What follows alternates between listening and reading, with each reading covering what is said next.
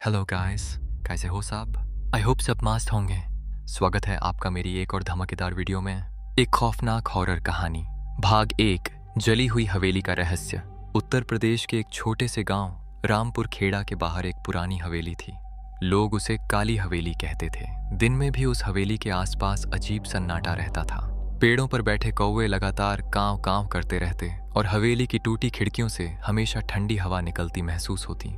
गांव के बुजुर्ग कहते थे कि लगभग 50 साल पहले उस हवेली में भयानक आग लगी थी। उस आग में पूरा परिवार जलकर राख हो गया था। लेकिन लोगों का कहना था कि उस रात सिर्फ इंसान नहीं जले थे, उस आग में कुछ और भी पैदा हुआ था। गांव के बच्चे शाम ढलने के बाद उस रास्ते से नहीं गुजरते थे। कई लोगों ने दावा किया था कि उन्होंने हवेली की टूटी खिड़कियों में किसी औरत को खड़े देखा है। उसकी आंखें पूरी तरह काली थीं और उसका चेहरा राख से भरा रहता था। शहर से आया पत्रकार राघव इन कहानियों पर विश्वास नहीं करता था। वो पैरानॉर्मल घटनाओं पर वीडियो बनाता था। उसके चैनल के लाखों सब्सक्राइबर थे। जब उसने इस हवेली के बारे में सुना तो उसने तय किया कि वह सच दुनिया के सामने लाकर रहेगा। राघव कैमरा और अपना बैग लेकर गांव पहुंचा। गांव वालों ने उसे बहुत समझाया। बेटा, रात में हवेली मत जाना, एक बूढ़े आदमी ने कांपती आवाज में कहा। वहां कुछ है जो इंसान नहीं है। राघव हंस पड़ा। बाबा, भूत प्रेत कुछ नहीं होते। लेकिन बूढ़े आदमी की आंखों में डर साफ दिखाई दे रहा था। रात होते ही राघव हवेली की ओर बढ़ गया। आसमान में बादल छाए हुए थे, दूर कहीं बिजली चमक रही थी। जैसे जैसे वह हवेली के करीब पहुंचा, उसके कैमरे में अजीब आवाजें रिकॉर्ड होने लगी। फुसफुसाहट, धीमी हंसी और किसी के रोने की आवाज। राघव ने कैमरे की स्क्रीन देखी। वहां कुछ सेकंड के लिए एक काली परछाई दिखाई दी। उसने तुरंत पीछे मुड़कर देखा, लेकिन वहां कोई नहीं था। हवेली का बड़ा लकड़ी का दरवाजा आधा खुला हुआ था, जैसे कोई उसका इंतजार कर रहा हो। अंदर कदम रखते ही उसे जली हुई लकड़ी और सड़े हुए मांस जैसी बदबू महसूस हुई। दीवारों पर काले निशान थे, मानो आग आज भी वहां मौजूद हो। तभी ऊपर से किसी के दौड़ने की आवाज आई। ठक ठक ठक। राघव ने टॉर्च ऊपर की ओर घुमाई। कोई नहीं था, लेकिन अगले ही पल उसे महसूस हुआ कि उसके पीछे कोई खड़ा है। उसकी सांसें तेज हो गईं। धीरे धीरे उसने पीछे मुड़कर देखा और उसकी चीख निकल गई। उसके ठीक पीछे एक औरत खड़ी थी। उसका चेहरा पूरी तरह जला हुआ था। आंखों की जगह सिर्फ काला गड्ढा था। उसके होंठ नहीं थे, लेकिन फिर भी वह मुस्कुरा रही थी। तू भी राख बन जाएगा। उसकी आवाज इंसानी नहीं थी। राघव डरकर पीछे गिर पड़ा। कैमरा उसके हाथ से छूट गया।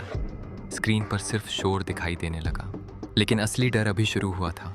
राघव तेजी से उठा और हवेली के अंदर भागने लगा। उसके पीछे उस औरत की डरावनी हंसी गूंज रही थी।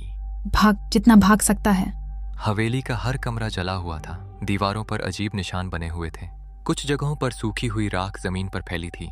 लेकिन सबसे अजीब बात यह थी कि हवेली के अंदर हवा बिल्कुल नहीं थी, फिर भी राख अपने आप हिल रही थी। राघव ने खुद को शांत करने की कोशिश की। ये सब भ्रम है, उसने खुद से कहा। तभी उसे एक कमरा दिखाई दिया जिसका दरवाजा बाकी कमरों से अलग था। वह पूरी तरह बंद था और उस पर लाल रंग से कुछ लिखा हुआ था। मत खोलना। राघव कुछ सेकंड तक दरवाजे को देखता रहा। फिर उसने धीरे से दरवाजा धक्का दिया। दरवाजा छर्रर की आवाज के साथ खुला। अंदर पूरा कमरा राख से भरा था। कमरे के बीचों बीच एक पुरानी लकड़ी की कुर्सी थी। उस कुर्सी पर कोई बैठा हुआ था। राघव ने टॉर्च सीधी उस पर डाली। वह एक कंकाल था। उसका आधा शरीर जला हुआ था, लेकिन सबसे खतरनाक बात यह थी कि उसकी आंखों की जगह से काला धुआं निकल रहा था। अचानक कमरे का दरवाजा अपने आप बंद हो गया। धड़ाम। राघव घबरा गया। उसने दरवाजा खोलने की कोशिश की, लेकिन दरवाजा नहीं खुला। तभी पीछे से किसी के फुसफुसाने की आवाज आई। हम अभी भी जल रहे हैं। राघव ने धीरे से पीछे देखा। कमरे की राख में इंसानों के चेहरे बन रहे थे। दर्जनों चेहरे जो दर्द से चीख रहे थे। हमें बचाओ, हमें बाहर निकालो। अचानक राख से एक हाथ बाहर निकला और राघव का पैर पकड़ लिया। उसका हाथ बर्फ की तरह ठंडा था। राघव चीख पड़ा और पूरी ताकत से पैर छुड़ाने लगा। तभी कमरे में बैठा कंकाल अचानक हिलने लगा। कर्क कर्क। उसकी गर्दन धीरे धीरे राघव की ओर घूमी। फिर उसकी जली हुई खोपड़ी से आवाज निकली। शैतान अभी जिंदा है। अचानक कमरे की सारी राख हवा में उड़ने लगी। पूरा कमरा काले धुएं से भर गया। राघव को लगा कोई उसका गला दबा रहा है। उसकी सांस रुकने लगी। तभी उसने देखा, धुएं के बीच एक विशाल आकृति खड़ी थी। उसकी आंखें लाल थीं और उसका पूरा शरीर जलती हुई राख से बना हुआ था। वह इंसान नहीं था, वह कुछ और था। अगली सुबह राघव गांव के मंदिर में होश में आया। उसका कैमरा टूटा हुआ था और शरीर पर जलने के निशान थे। गांव के पुजारी हरिदास उसके पास बैठे थे। तुम बच कैसे गए? पुजारी ने पूछा। राघव कांपती आवाज में बोला, वहाँ कुछ है। पुजारी की आंखें गंभीर हो गईं। मैंने तुम्हें मना किया था। फिर उन्होंने हवेली का सच बताया। 50 साल पहले उस हवेली में वीरेंद्र सिंह नाम का एक तांत्रिक रहता था। वह काले जादू के जरिए अमर होना चाहता था। उसने एक भयानक अनुष्ठान किया जिसमें इंसानी बलि दी जाती थी, लेकिन अनुष्ठान गलत हो गया। उस रात हवेली में आग लग गई, पूरा परिवार जल गया। लेकिन मरने से पहले वीरेंद्र ने अपनी आत्मा शैतानी शक्तियों को बेच दी। तब से उसकी आत्मा राख में जिंदा है। हर कुछ सालों में वह किसी नए इंसान को हवेली में बुलाता है, पुजारी ने कहा, और फिर उसकी आत्मा को अपने साथ बांध लेता है। राघव के चेहरे का रंग उड़ गया। तो अब क्या होगा? पुजारी ने धीरे से उसकी ओर देखा। उसने तुम्हें देख लिया है, अब वह तुम्हें छोड़ेगा नहीं।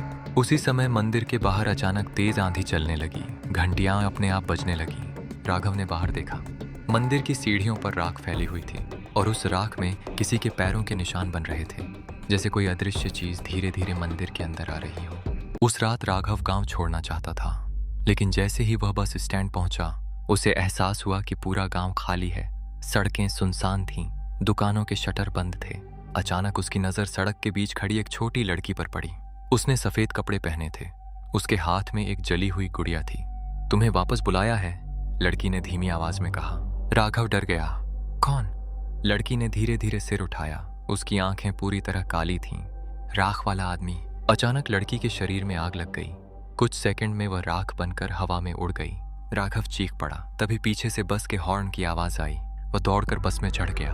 बस चलने लगी, लेकिन कुछ मिनट बाद उसे महसूस हुआ कि बस में बाकी सभी यात्री उसे घूर रहे हैं। उनके चेहरे जले हुए थे, उनकी त्वचा पिघल रही थी और सब एक साथ बोले, तू बच नहीं पाएगा। बस के अंदर अचानक आग लग गई। राघव चीखते हुए सीट से उठा, लेकिन अगले ही पल उसकी आंख खुल गई। वह फिर उसी हवेली के अंदर था और सामने वही राख वाला शैतान खड़ा था। अब तू हमारा है। राघव समझ चुका था कि वह किसी बुरी शक्ति के जाल में फंस चुका है। हवेली से निकलने का हर रास्ता उसे वापस वहीं ले आता था। दीवारों से फुसफुसाहट सुनाई देती थी, कभी रोने की आवाज, कभी बच्चों की चीखें और कभी किसी के धीरे धीरे हंसने की आवाज। हवेली के बीचों बीच अब एक बड़ा काला निशान चमक रहा था। ऐसा लग रहा था जैसे जमीन के नीचे कुछ जिंदा हो। तभी पुजारी हरिदास वहां पहुंचे। उनके हाथ में एक पुरानी किताब थी। इस शैतान को खत्म करने का सिर्फ एक तरीका है, उन्होंने कहा। जिसने इसे जगाया है वही इसे वापस बंद कर सकता है।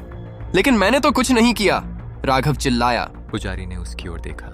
तुमने हवेली का दरवाजा खोला, तुमने उसकी आत्मा को फिर से जगाया। हवा अचानक भारी हो गई। कमरे का तापमान बढ़ने लगा। राख हवा में घूमने लगी। तभी दीवारों पर आग की लपटें दिखाई देने लगी।